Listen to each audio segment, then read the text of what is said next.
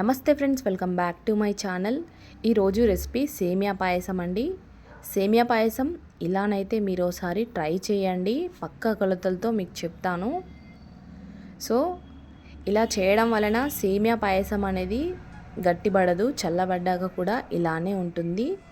అలాగే అతుక్కోకుండానైతే పర్ఫెక్ట్గానైతే వస్తుంది సేమియా పాయసం. ఇలానైతే మీరు చేయండి, పక్క అయితే వంట రాని వాళ్ళు కూడా చేసేస్తారు.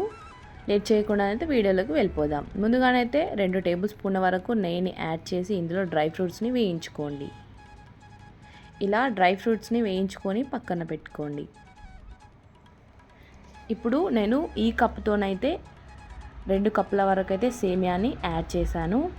వీటిని ఇలా దూరగానైతే వేయించుకోండి, కలర్ చేంజ్ అయ్యేంత వరకు. సో మనకు తెలుస్తుంది కదా, గోల్డెన్ బ్రౌన్ కలర్ వచ్చేంత వరకు అయితే సేమియాని వేయించుకోవాలి. ఇప్పుడు వేయించుకున్న సేమియాని వేరే బౌల్లోకి యాడ్ చేసుకోండి. ఇప్పుడు ఇదే కడాయిలో 3 కప్స్ వరకు అయితే పాలనైతే యాడ్ చేసుకోండి.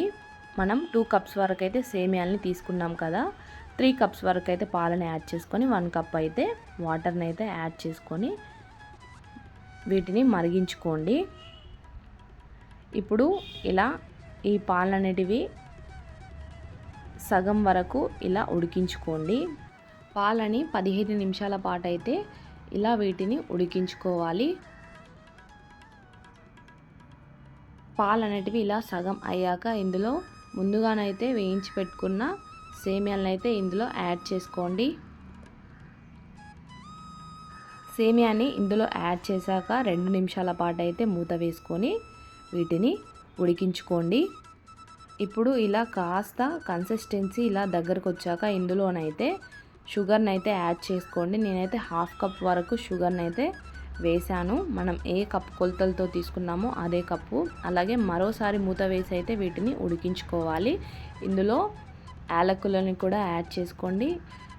ఇందులోనే డ్రై ఫ్రూట్స్ కూడా యాడ్ చేసుకొని మరోసారి వీటిని అన్నింటినీ బాగా కలపండి. మూత వేసి మరో 1 నిమిషం పాటు ఇలా ఉడికించారంటే వేడివేడిగా సేమియా పాయసం రెసిపీ అయితే రెడీ అయిపోతుంది. చూస్తుండగానే తెలుస్తుంది కదా ఎంత పర్ఫెక్ట్గానైతే వచ్చిందో. సో తప్పకుండా మీరు కూడా ట్రై చేయండి. అలాగే మన ఛానల్ని అయితే చూస్తున్న వారైతే మన ఛానల్కి సపోర్ట్ చేయండి.